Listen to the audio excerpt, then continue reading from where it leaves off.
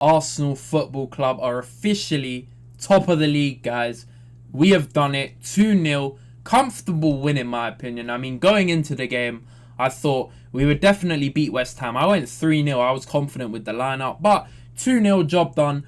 Nothing to complain about. Only positives from this game, apart from obviously the injuries. But we will get into the match reaction now, guys. Make sure if you are new to the channel, you hit the like, subscribe as well, and comment down below your thoughts, guys. We cover all sorts of teams and leagues here, not just Premier League and Arsenal. But that is my club, guys, and we're going to get straight into this game. Now, going into it, I thought the lineup was very, very positive, guys. Handbrake has been questioned with Arteta. Has he been too defensive in games?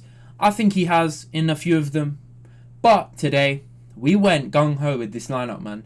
Eze, Rice, and Odegaard in the midfield. I was really excited to see this play out after the midweek game against Olympiacos, which I made a video out if you guys want to check it out. Odegaard was sensational in that game, and he was brilliant in the cameo against Newcastle. Rice, Declan Rice, we know him, and Eze, of course, in the 10. Love to see it. Now, the lineup really, really pleased me, and I thought pretty much throughout the game, I mean, this was the most one-sided game of the season, arguably. Even Leeds, who we battered, probably had better chances than West Ham. I mean, West Ham literally created absolutely nothing in this game. There was like the only time I thought they may score was from that corner over the bar, and even then, it was just so comfortable, this game, man. It was such a one-sided game. But yeah, I thought individually, I mean, most of the team did their job. They were good, and even the subs, I thought Arteta got spot on, and the lineup as well. So credit Arteta for this one. Controlled the game, comfortable win, 2-0, and now we obviously sit top of the table, guys. Top of the table, ahead of Liverpool-Chelsea, which I will be watching and making a match reaction on. So we are 1 point ahead of Liverpool, who obviously can go ahead of us again, depending on that Chelsea game, but we'll see what happens there. Now let's get in to the lineup analysis now, guys, and the events that transpired in the game. As you guys can see here, this was how the teams lined up, and I'm not going to lie, with West Ham, I know they've been absolutely woeful this season under Potter, but I thought they've got enough quality in the side to not be as bad as they are. Like, they were getting battered by Chelsea and all the teams they've played pretty much. But yeah, I think the team as a whole for West Ham, they were just poor today, man. We could have really scored more than two, if I'm being honest. I mean, that Eze chance early on where he blazed it over the bar was a sitter. He should have scored that. But heads up, kept going, and brilliant result. Brilliant result. I thought standout performers, the back four, sublime, man. Calafiori getting up and down. Timber has not had a bad game for us. Like, I don't remember any game he's been poor. Even against PSG where we lost, he had a good 1v1 battle with Kvaratskhelia over both legs. So he's just sensational, man. On form, he's the best in the league, if we're being honest. And one of in the world. You've got Hakimi, you've got Koundé and people like that. But he's up there, man. Sensational again today. Saliba Gabriel never looked like being troubled. Raya barely had anything to do. Calafiori was good going up and down. And I thought Rice was probably the man of the match, in my opinion. He was just brilliant up and down the pitch. The goal, of course, he took well. Saka was very good today as well. This is the Saka we love to see, man. He was just so good. Even Diouf, who I think's been very good for West Ham, he had troubles, man. Saka pretty much got the better of him every time. Got past him a few times. And yeah, he had a very good game. Obviously, scored the penalty. Trossard was okay. I don't think he was amazing, but I think there's a big, big hatred for Trossard for some reason. I don't really understand it. Yes, he's older, and yes, maybe he shouldn't start some games, but I think he's definitely got enough quality to start. And then bringing Martinelli off the bench, it's not always the worst case. Now, obviously, we've seen Trossard in previous seasons be very good off the bench, scoring important goals, but I think he gets disrespected, man. Yeah, he didn't have the greatest game today, but I thought at moments his decision-making is very good.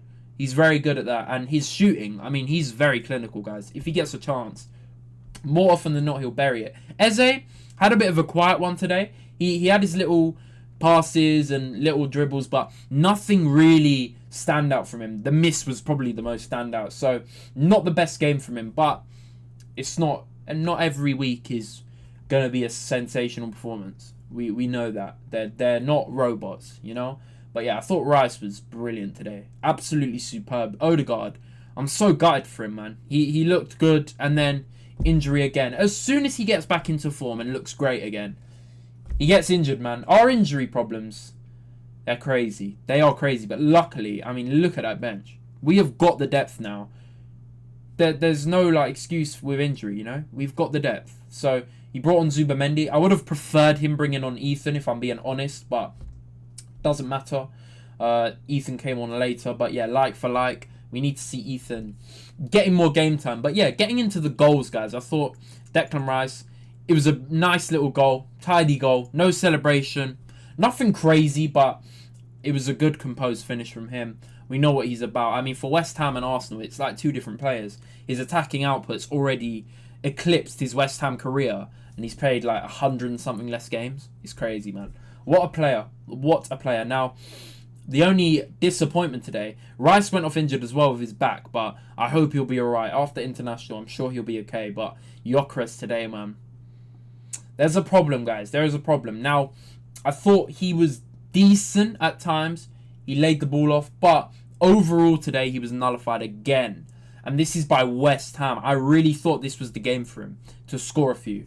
Now, yeah, they marshalled him well at the back. I thought they defended him well, but I think it's our play style. He's got to improve as well with his little loose touches. He's got to improve in that aspect. But we've seen in the previous weeks, he's definitely improved his build-up play. Like, you've seen it against Newcastle. It was one of his best games for Arsenal. He's definitely improved. Then Olympiacos, he was doing it as well. He can lay off the ball.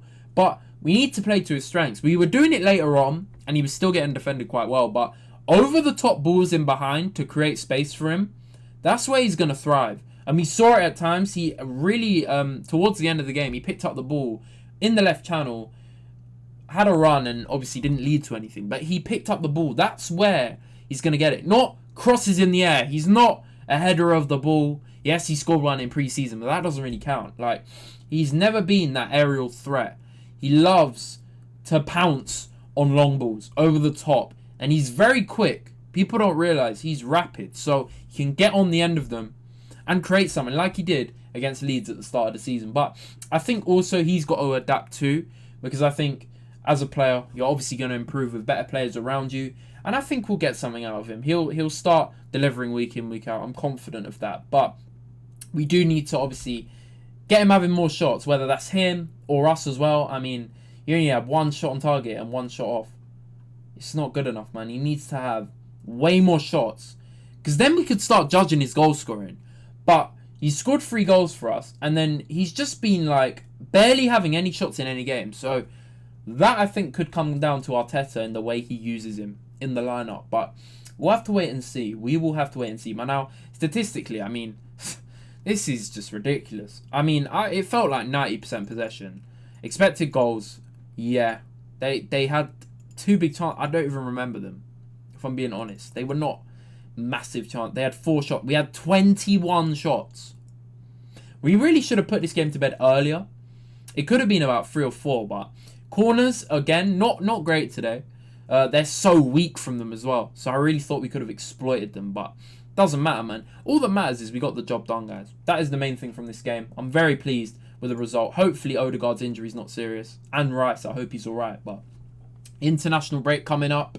I may do some videos on England, but guys, England international break. Oh, so boring, man. Let's bring back the Prem. But obviously, Prem table, top of the league. We are top of the league for now anyway. Liverpool, Chelsea next. We'll be covering that on the channel. Make sure if you guys are new to the channel, you hit the subscribe button, hit the like, comment down below your thoughts, and follow all my socials, TikTok, Twitter, Instagram, all in the description down below. But it's been Jay-Z Who Knows Ball, and I'm out. Peace out, guys. Take care.